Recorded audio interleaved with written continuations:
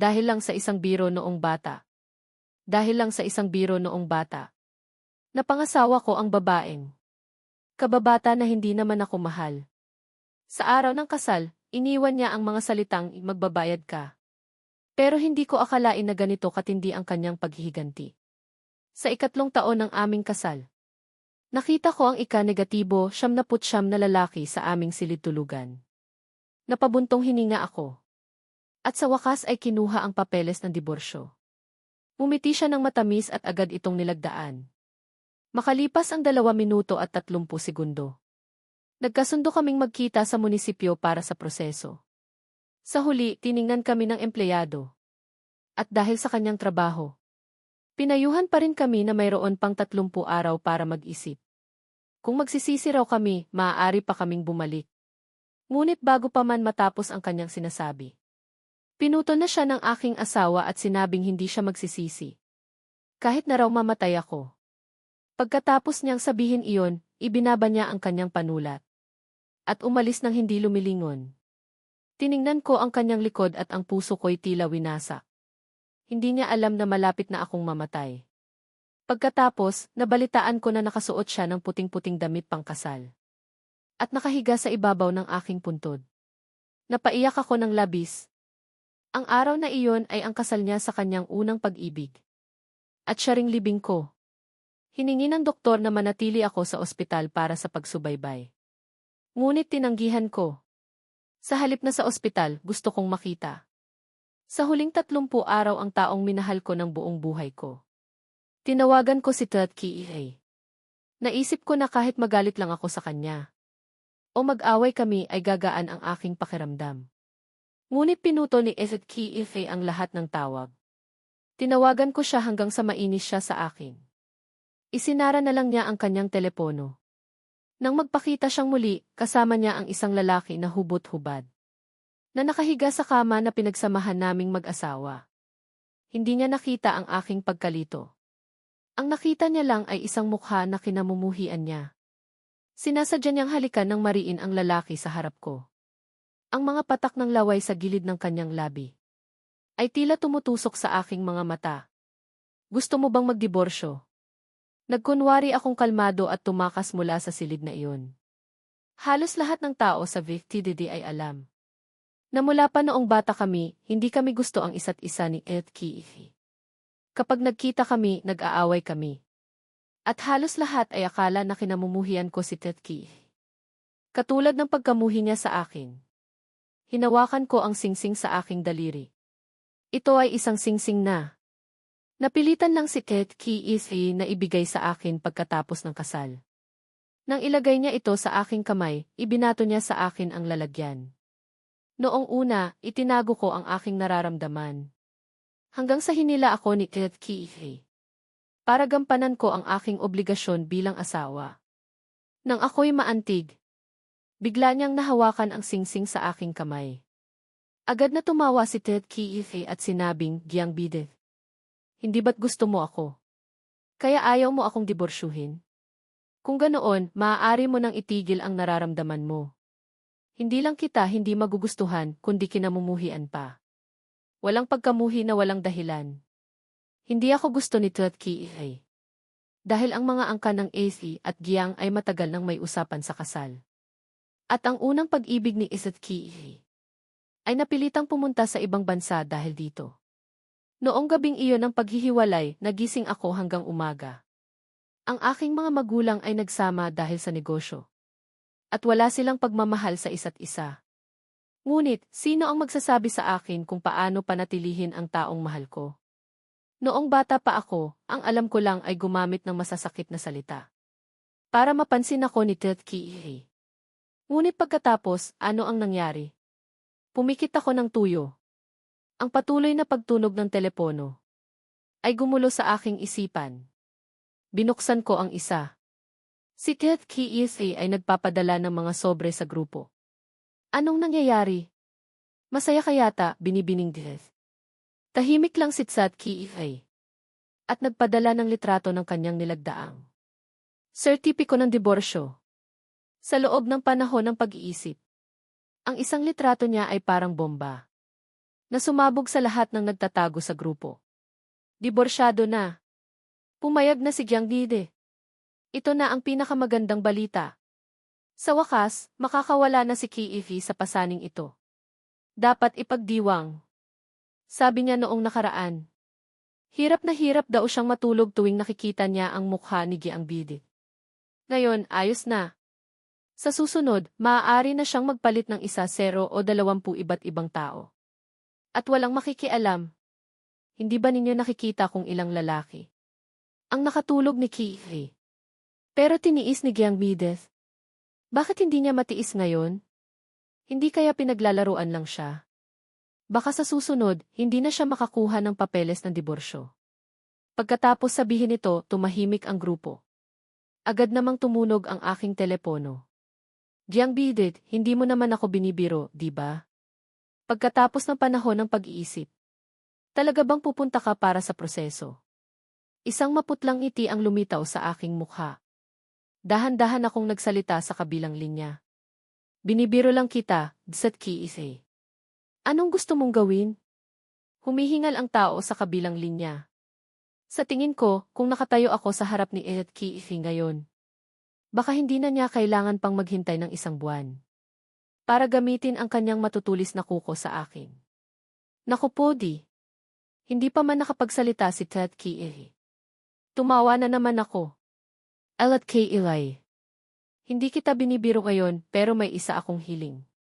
Hindi ako sinagot ni Ed Kiifi kaya wala akong pakialam. Ako na ang nagsalita. Gusto kong samahan mo akong gumawa ng 1, 0 bagay. Pagkatapos nating gawin ang 1, 0 bagay na ito, susundin ko ang gusto mo at pupunta ako para sa proseso ng diborsyo. Pangako ko mula ngayon. Tuluyan na akong mawawala sa mundo mo. Ang mga salitang ito ay may malaking bisa. Sumimangot ng husto si Ted Kiifi. Napakarami naman ng 1, 0 bagay. 5 bagay na lang. Tumawa ako ng mahina. Sige, 5 bagay. Gusto kong samahan ako ni Ted Kiifi na dumalo sa isang charity event. Nagbihis ako ng maganda nang dumating si Ted Kiifi para sunduin ako. Mabilis na dumausdos ang kanyang daliri sa screen. Hindi niya ako tinitingnan man lang. Wala rin akong pakialam. Alam ko na ang kanyang bibig ay hindi kailanman makakapagsabi ng magandang bagay. Ngunit nang makasakay na si Ted Kiifi sa kotse, tiningnan niya ako at sumimangot. Ikaw, lalaki ka pa, pero nagpapapayat ka. Sobrang pangit ng iyong mukha. Ikinuyom ko ang aking daliri. Diretso lang akong tumingin sa harap, hindi siya sinasagot. Nang bumaba kami ng kotse, hinawakan ni Ed Kiifi ang aking kamay. Nang makita niyang ganito pa rin ang aking mukha, sinabi niya nang may paghamak, hindi naman ito ang unang beses na naghawak tayo ng kamay. Mas malapit pa nga tayong nagawa, di ba? Ano pa ang ipinapakita mo ngayon? Ang aking malamig na kamay ay binalot ng mainit na kamay ni Ed Kiifi. Hindi ito talaga ang unang beses na hinawakan ako ni Ed Kiifi. Ngunit ito ang unang beses na siya ang nagkusang loob. Nagulat ang mga tao roon nang makita ang kakaiba at kaaya-ayang kapaligiran namin. Nagsimula ang auction. Nang makita ko ang gusto ko, wala akong kamalay-malay na itinaas ang aking kamay. Ngunit inagaw ito ng babae sa aking tabi. Ito ay isang painting ng isang dayuhang pintor. Maraming tao ang gusto nito at gustong magbayad ng mas mataas. Ngunit sa huli, nakuha pa rin ito ni Ed Kiifi. Biglang may init na dumaloy sa aking puso.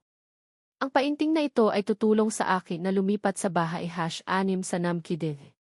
Nang iabot ko ang aking kamay, nagyelo ito sa ere. Kaya pala hindi niya binili ang painting para sa akin. Isang matinding pakiramdam ng pait ang gustong lumunod sa akin. Bigla akong tumayo at lumabas. Sumimangot si Ted Kiifi at mabilis akong sinundan. Hinawakan ang aking braso. Hindi pa tapos, saan ka pupunta? Nang makita niyang hindi ko siya pinapansin, medyo nainis si Ted Kiifi. Ikaw ang nagsabi sa akin na sumama sa iyo, di ba? Ano na naman ang inaatungal mo? May sayad ka ba? Ikaw ang may sayad, tila sinaksak ako sa puso. Tama, may sayad ako. Agad kong inalis ang kamay ni Ted Kiifi. at lumabas ng hindi lumilingon. Isang linggo akong hindi nakipag-ugnayan kay Eltki.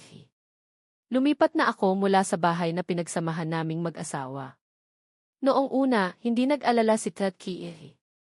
Ngunit nang maisip niya ang 4 na bagay na natitira. Palagi siyang nababalisa. Na parang kapag hindi ko ito natapos ng maaga. Mangingialam na naman ako sa kanya. Hindi niya napigilan. Natawagan ako. Nang tumawag si Eltki. Katatapos ko lang magpa-radiation. Mabilis na lumalala ang aking sakit. Sumasakit ang buong katawan ko. May 4 na bagay pa. Giang Didis, huwag kang magloko. Tahimik ako. Gusto kong pumunta sa Tibet. Sumimangot si Eltki. Ngayon na. Ngayon na. Sa tingin ni Eltki ay may sayad ako. Ngunit dahil sa diborsyo para makawala sa akin. Bumili talaga siya ng tiket ng eroplano papuntang Tibet. Balot na balot ang aking katawan. Nang dumating ako, naiinip na si Eltki sa paghihintay. Anong ginagawa mo? Gusto kitang sunduin. Hindi mo ako pinayagan kaya ako na lang ang pumunta. Ang tagal mo. Habang pinapakinggan ko ang kanyang walang tigil na pagdadadaldal. Kinuha ko na lang ang kanyang maleta. Ang dami mong sinasabi. Malamig na tumawa si Eltki. At kusang ibinigay sa akin ang lahat ng kanyang dala. Ang mga kusang pag-ugaling ito ay hindi niya man lang napansin. Malapit nang lumipad ang eroplano. Nang biglang tumunog ang telepono ni Eltki. Nakatayo ako sa gate at tinitingnan siya mula sa malayo. Hinawakan ng mahigpit ni Eltki ang telepono at medyo nanigas. Paumanhin, Giang Bided, hindi kita masasamahan sa Tibet. Pagkatapos niyang sabihin iyon, tumalikod si Eltki at tumakbo palabas ng airport. Nang hihina kong kinuha ang aking telepono. Tulad ng inaasahan. Ang mensahe na nakapin sa WeChat ay mula kay Eltki. Wala siyang sinabi, nag-post lang siya ng isang larawan. Hindi nag-atubili si Eltki na iwan ako at ang kanyang pangako. Tumalikod at umalis. Sir, malapit na po ang oras. Naguguluhan ako. Wala na akong balak na tingnan ang kanyang likod. Pinili niya ang kabaligtaran. Pagdating ko sa Tibet, nakatanggap ako ng mensahe mula kay Eltki. Nahuli ako ng 2 araw. Mauna ka na. Medyo nagulat ako. Kaya pala nahuli lang siya, hindi dumating. Mukhang sabik na si Eltki. Naputulin ang kanyang relasyon sa akin. Hindi ko na hinintay si Eltki. At naghanap ako ng lokal na tour guide para sumama sa isang tour group. Hindi kaya ng aking katawan na sumabay sa lahat. Karamihan sa oras ay nakahiga lang ako sa aking silid. Nang dumating si Eltki, nag-iimpake na ako at handa nang umalis. Giang Bidis, isinantabi mo ang iyong maraming trabaho. Para magpunta rito at magpakabaliw kasama ka. Para lang paglaruan mo ako. Galit niyang sinipa ang maleta ko at nakita ko ang aking mga damit na nahulog. Umiti ako ng mapait. Kasama mo ako. Hindi ba't kasama mo si Eltki? Nabigla si Eltki at nanigas. Medyo nawalan siya ng kumpiyansa at sinabing, pumunta lang si Eltki para magsulat. Huwag mo na siyang palaging kalabanin. Ikinuyom ko ang aking daliri. Pinili kong huwag nang magsalita. At yumuko para pulutin ang mga damit sa lupa. Nakaabala ba ako sa inyong dalawa? Biglang lumitaw si Eltki sa pintuan. Agad na nawala ang galit sa mukha ni Eltki. Pinalitan ito ng pag-iingat. Pag-iingat at pagkabalisa. Hindi ka ba komportable? Anong nangyari sa iyo? Naku! Hindi naman ako maaaring humiga lang palagi. At ano ang sinasabi ni Envid Giang? Medyo malakas ang boses ko. Kaya gusto kong tingnan. Nang marinig niya iyon, tiningnan ni Eltki ang nasa tabi kong. Hindi, wala. Gutom ka na ba? Kukuhanan kita ng makakain. Nahihiyang tumango si Eltki. Handa nang lumabas si Eltki. Ngunit bigla siyang huminto. Inis niyang sinabi sa akin. Ikaw rin? Anong gusto mong kainin? Natapos kong tiklupin ang huling damit. Kahit kaunting bagay lang. Pawis na ako. Narinig ko ang pagbabago sa tono ni Ki. At sinabi sa kanya ng walang sigla. Hindi na kailangan. Nang makita niyang tumanggi ako, agad na sumama ang mukha ni Ki. Kung ayaw mong kumain, mamatay ka sa gutom. Isinara niya ang pintuan. Ako na lang at si Tiden ang naiwan sa silid. Hindi ito ang unang beses na nakilala ko siya. Ang pamilya sa Namkidedi ay mga bagong mayaman lang. Kaya natural lang na maliitin sila ng pamilya at nagyayabang naman si Tiden.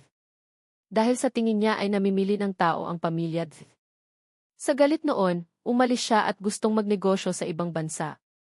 Ngayon, bumalik siya dahil nabigo siya. Ang una niyang ginawa nang makabalik siya ay makipag-ugnayan sa kanyang dating kasintahan. Para sa akin na isang tagalabas, nakakatawa ang sitwasyon. Wala si Tatki. Kaya hindi na gustong umarte ni Tiden. Enwigi ang tagal na nating hindi nagkita. Sinipan niya ang maleta. Nakatatapos ko lang ayusin. Tiningnan ko ang mga bagay na pinaghirapan kong ayusin. Nanawasak ng napakadali. Umangat ang galit sa aking dibdib. Alam kong sinasadya akong galitin ni Tiden. Kaya hindi ako nagpaawat at sinuntok ko siya sa mukha. Nang pumasok si Tatki, nakita niya ang pangyayaring ito. Bubuhatin niya sana ang isang mangkok ng pansit para ipakain sa akin. Nang bigla itong nahulog sa lupa. Walang sabi-sabi. Lumapit siya at biglang sinampal ako ng malakas sa mukha. Jiangdan, huwag kang sumobra. Namumutla at halatang nagulat si Lam Kaivai nang makita si Lot Kendam. Kasalanan ko. Hindi ako nag-ingat, natalisod ko ang maleta ni Jiang. Alam kong hindi niya ako gusto. Hindi talaga ako dapat pumunta rito. Tumalikod siya at lumabas ng silid. Walang imik si Lam Kaivai, susundan sana niya ako. Nang bigla niya itong tawagin, Lam Kaivai. Ang ikatlong bagay, maghintay ka. Mahigpit na kinuyom ni Lam Kaivai ang kanyang mga kamao at galit na tumingin sa akin. Alam ko kung ano ang gusto niyang sabihin. Hingal na hingal ako, parang nawala ng lakas at napaupo sa lupa. Hinimas ko ang tainga ko na nagingit-ngit dahil sa sampal. Tiningnan ko ang mga damit sa lupa at muling tinupi ang mga ito. Hindi ba't gusto mo nang makipaghiwalay sa akin? At magpakasal kay Lok Kendam. Tapusin mo ang gawaing ito, mayroon pang 2 bagay na natitira. Ayaw mo bang tumigil sa kalagitnaan? Sa totoo lang, parehong hindi ako nasiyahan sa ginawa mo sa 2 bagay na nauna. Hindi mo ba gustong makipaghiwalay sa akin? Pagkasabi ko nito, tumingala ako sa kanya. Nakita kong may bahid ng panunuya sa kanyang mga mata. Jiangdan, ang tao ay pinahahalagahan sa pagkilala sa sarili. Nakakalungkot lang na wala ka nito. Sasagutin kita sa ikatlong bagay na ito. Ngunit tandaan mong mabuti. Hindi na kayang protektahan ng angkan ng Jiang. Kung mangahas kang gumawa ng gulo kay Kendam, ipapapatay kita ng walang labi. Yumuko ako at tumawa ng mapait. Ang pananakot, sino ba ang hindi marunong? Noong nag-aaway kaming 2 ng matindi, hindi pa rin ako kayang talunin ni Lam Kaivai. Lalo na ngayong malapit na akong maging katulad ng gusto niya. Hindi na niya ako kailangang patayin. Tinawagan ni Lam Kaivai si Lok Kendam.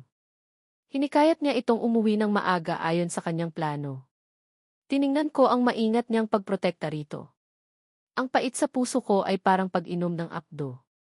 Lumilitaw na hindi naman pala hindi marunong magmahal si Lam Kaivai. Hindi lang ako ang mahal niya. Nang makauwi si Lam Kaivai mula sa labas, hindi ko pa rin natatapos ayusin ang mga gamit. Hindi na niya talaga matiis. Itinulak niya ako sa isang tabi at siya na mismo ang yumuko para ayusin ang mga ito. Talagang wala kang silbi, kaunting gamit lang iyan. Hindi mo pa rin maayos. Hindi ko alam, akala ko mamamatay ka na at wala ka ng lakas. Bigla akong nagka-interes na tuksuhin siya. Tama, malapit na nga akong mamatay. Paano kaya kung mamatay ako? Magiging masaya ka ba? Dahil sa pagtrato mo sa akin ng ganito habang buhay pa ako. Natigilan si Lam Kaivai ng ilang segundo nang tumingala siya. Puno ng panunuya ang kanyang mukha. Magiging masaya ka? Sobra naman yata ang iniisip mo. Kung mamatay ka, tiyak na magpapasabog ako ng mga paputok sa loob ng 3 araw at 3 gabi. Imbitahan ko ang buong lungsod ng Faktan na dumalo sa piging at uminom. Tumawa ako hanggang sa tumulo ang aking mga luha habang hinihimas ko ang aking tiyan. Talagang malupit ka, Lam Kai-vai. Gayunpaman, natulog na rin naman tayo. Hindi ako nagtagal. Dahil ramdam ko na malapit na ang limitasyon ng aking katawan. Nang makabalik ako sa Faktan, nakahiga na naman ako sa loob ng 1 linggo. Sa bawat sesyon ng radyasyon, ang buhok ko ay nalalagas sa bilis na nakikita ng mata. Nang tawagan ako ni Lam Kai-vi para madaliin. Ang 2 huling bagay, nagtago ako sa banyo. Tinitingnan ang salamin ng tahimik sa buong hapon. Pagkatapos, nagbihis ako ng makapal at tumakbo para bumili ng peluka. Nagpagupit ka ba? Hindi ko sinagot ang tanong niya. Bigla akong sumakay sa kanyang sasakyan. Tara na. Kumunot ang noo ni Lam Kai-vai, walang malay na gusto sanang hawakan ang aking peluka. Ngunit mabilis ko itong iniwasan. Nagmamadali ka ba? Sasama ka ba o hindi? Agad na sumakay sa sasakyan si Lam Kai-vi at nagpaalala ng may mabuting intensyon. Wala pang 7 araw ang natitirang oras para magpasya. Kailangan mong mag-isip ng mabilis sa 2 bagay na natitira. Hindi ko siya sinagot at tumingin lang sa labas ng bintana. Dati, masyado akong abala. Nagagalit kay Lam Kai-vai. Abalang ipaalam sa kanya na mayroon ako. Nawalang ang napakaraming magagandang tanawin ng Faktan. Dati, iniisip ko na basta nakatayo ako. Sa parehong taas ni Lam Kai-vai. Kaya kong hawakan ang kanyang kamay at tingnan ang tanawin. Ngunit sa katotohanan, sa isang taong hindi nagmamahal, kahit na nakatayo ka sa tabi niya, hindi kanya papansinin. Ngunit sa taong mahal niya, handa siyang yumuko at isantabi ang kanyang pagmamataas. Ang ika-4 na bagay na hiniling ko ay samahan ako ni Lam Kai-vai sa amusement park. Nakakabata. Hinamak ako ni Lam Kai-vai. Ibinalik ko ang aking mga mata. Nakita ko na si Lam Kai-vai na sumama kay Lok Ken-tham sa amusement park. At hindi rin siya nag-atubiling magpakuha ng litrato kasama nito. Hindi ako nagbabalak na ihambing ang sarili ko kay Lok Ken-tham, kundi ihambing ang sarili ko kay Lam Kai-vai. Ang pagpunta sa amusement park ay pangarap ko noong bata pa ako. Ang ika-4 na bagay na ito ay tuparin ang pangarap para kay Giang Van. Maliit na tao ni Lam Kai-vai. Kahit na nasa tabi ko siya, ang kanyang puso ay lumipad na kung saan. Hindi niya maalis ang kanyang mga mata sa kanyang telepono. Sinabihan ko siyang kunan ako ng litrato. Tinawagan ko siya ng 4 o 5 beses bago niya naalis ang kanyang mga mata sa screen. Bumaling siya para tumingin sa akin ng dumilim. Patuloy akong inuudyok ni Lam Kai-vi na umuwi. 3 beses ko itong hindi pinansin. Hanggang sa ang Ferris wheel sa malayo ay sumindi. Kapag natapos na natin ito, saka na tayo aalis. Nang makita ang bahagyang nagniningning na mga mata ko, nakatayo lang si Lam Kai-vai. Pagkatapos ng ilang sandali, kinagat niya ang kanyang labi at sinabi, Giang Van. Kahit na ang Ferris wheel ay umabot sa pinakamataas na punto, hindi kita mamahalin. Lumipas ang bawat segundo. Bahagyang nangangati ang aking mga mata. Mabilis akong tumalikod. Ano bang iniisip ko? Hindi pa lang ako nakakapunta roon. Ang tunog ng telepono ay sumira sa katahimikan. May sinabi si Lok Ken-tham sa kabilang linya. Pagkatapos ibaba ang telepono, nag-alala na naman si Lam Kai-vai. At sa pagkakataong ito, hindi man lang siya humingi ng paumanhin. Nang umabot ang Ferris wheel sa pinakamataas na punto, tinitingnan ang napakaraming ilaw sa ibaba. Tumulo ang aking mga luha sa lupa. Marahan kong sinabi, Giang Van, maligayang kaarawan. Pagkatapos ng araw na iyon, dinala ako sa ospital dahil sa mataas na lagnat. Hindi ko halos marinig ang tunog ng makinarya sa tabi ko. Parang nakita ko na dumalaw si Lam Kai-vai. Tinitingnan ang aking halos patay na hitsura. Walang bahid ng awa sa kanyang mga mata. Umisi si Lam Kai-vai sa akin. Bagay sa iyo. Ang masasamang tao ay may parusa mula sa langit. Mamatay ka na lang. Sa gayon, hindi ko na kailangang gawin Ang huling gawaing iyon na nakakainip. Sa aking panaginip, galit na nagngalit ang aking mga ngipin. Ang aking puso ay parang ibinabad sa suka sa loob ng maraming araw at gabi. Sinubukan kong buksan ang aking mga mata. Ngunit hindi ko nakita ang taong gusto kong makita. Salamat sa langit at lupa. Sa wakas ay nagising ka rin. Alam mo ba kung gaano kakatagal natutulog? Mayroon akong kayabangan. Interesado sa kapakinabangan. Bumagsak ang pamilyang Giang, gusto akong pahirapan ni Lam Kai-vai. Alam ng lahat na bumagsak ang pamilyang Giang. Si Lam Kai-vai ang unang tatakbo para panoorin ang kasiyahan. Kaya maaga silang tumayo sa panig na putulin ang mga ugnayan sa akin. Ang tanging nakakausap ko ay ang doktor na laging nag-aalaga sa akin. Nang marinig ko siyang sabihin iyon, nagugulat ko siyang tinignan. Ngayong araw, nagtaka si May Hachaicho nang tanungin ko siya. Akala niya nagdadalamhati na naman ako para sa aking sarili. Wala na akong gaanong oras. Tinago niya ang kanyang mga emosyon sa kanyang mukha. Maingat na sinasabi ang gusto niyang aliwin. Ngayon ay ika-negatibo 28 na. Jiang Dan, nasaan ang aking peluka? Sinabi ko, pinutol ang kanyang mga salita. Natauhan si Hachaicho. Narito. Itinago ko ito. Kinuha ko ang peluka mula sa kanyang kamay. Hindi ko mahulaan kung ano ang iniisip ko. Chai-chow, may dumalaw ba sa akin noong kumatos ako? Tanong ko nang walang pakialam, mahigpit na kinuyom ang peluka. Hindi ako binisto ni Hachaicho. Ayaw rin niya akong lokohin. Jiang Dan, hindi pa dumating si Lam Kai-vai. Pagkasabi nito, mabilis na tumalikod si Hachaicho. Kumikislap ang kanyang namumulang mga mata. Hindi lang siya hindi dumating, tinawagan ka pa niya at sinabihan ka ng palihim. Hindi rin niya gustong marinig. Nagbibiro ka ba? Comatose si Jiang Dan. Hindi comatose. Abala ako. Wala akong panahong makipagbiruan sa kanya. Maliban sa huling bagay na iyon, wala na akong tatanggapin. Huwag ka nang maging idle at maghanap ng problema. Tinawagan ko si Lam Kai-vai. Pagkatapos niyang tanggihan ng 3 sunod-sunod na beses, nawalan na ako ng pasensya. Nagpadala ako ng mensahe kay Lam Kai-vai. Tulad ng inaasahan, wala pang 2 minuto. Tumawag siya sa akin. Ang boses lang ni Lam Kai-vai ang puno ng pagod. May sakit si Ken Tham. Kailangan ko siyang samahan. Ang huling bagay, maaari bang mahuli ng 2 araw? Pagkatapos niyang sabihin iyon, gusto na niyang magbaba ng telepono. Mabilis akong sumigaw sa telepono, huwag. Pagkasabi ko nito, malamig na tumawa sa akin si Lam Kai-vai. 2 araw lang akong mahuhuli. Hindi naman iyon paglabag. Jiang Dan, huwag kang sumobra. Nangangati ang ilong ko. Halos lunukin ko ang kapaitan sa aking lalamunan. Nagpanggap akong komportable. Kahit na masakit ang buong katawan ko, tumawa pa rin ako. Lam Kai-vai, huling bagay na lang ito. Kapag natapos mo na ito, magiging malaya ka. Mahirap ba iyon? Magiging masaya ka ba? Gusto mo pa rin bang ipagpatuloy ang relasyon nating mag-asawa? Okay lang sa akin iyon.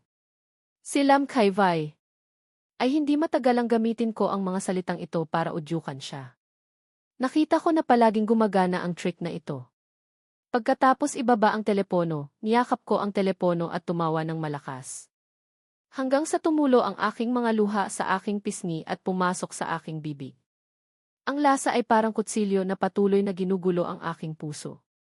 Bumaba ako sa ibaba sa loob lamang ng 5 minuto. Ngunit halos 20 minuto bago ako makapunta sa harap ni Lam Kai-vai. Tapusin na natin ang huling bagay. Bilisan mo, sabihin mo na. Tinitingnan ang kanyang naguguluhang mukha, hindi ako nagmamadali. Umupo ako sa upuan ng pasahero at muling nagkabit ng seatbelt. Pagkatapos gawin ang lahat, tumingin ako kay Lam Kai-vai. Napakasimple, ipagluto mo ako ng pananghalian. Hindi makapaniwalang tinitigan ako ni Lam Kai-vai. Kumain ng pananghalian? Tumango ako. Isang pananghalian lang. Nagdududa akong tinitigan ako ni Lam Kai-vai. Sa naunang 4 na bagay, naging mahirap akong pakitunguhan. Hanggang sa huling gawaing ito. Akala rin niyang magmumungkahi ako ng isang bagay na mahirap gawin tulad ng pagkuha ng buwan. Na napakahirap. Ngunit hindi ko inaasahan. Gusto ko lang kumain ng pananghalian na luto niya. Sumulyap siya sa relo at kinuha ang kanyang telepono para magpadala ng mensahe. Pagkatapos ay nagmaneho papunta sa supermarket. Ito ang unang beses na sumama ako kay Lam Kaivay sa supermarket. Unang beses din na kaming dalawa ay naging mag-asawa tulad ng normal. Itinulak ko ang cart. Tumayo si Lam Kaivay sa tabi at sinabihan ako kung ano ang bibilhin. Nang magbayad, tumayo si Lam Kaivay sa tabi ko. May isang sanggol na tumakbo na halos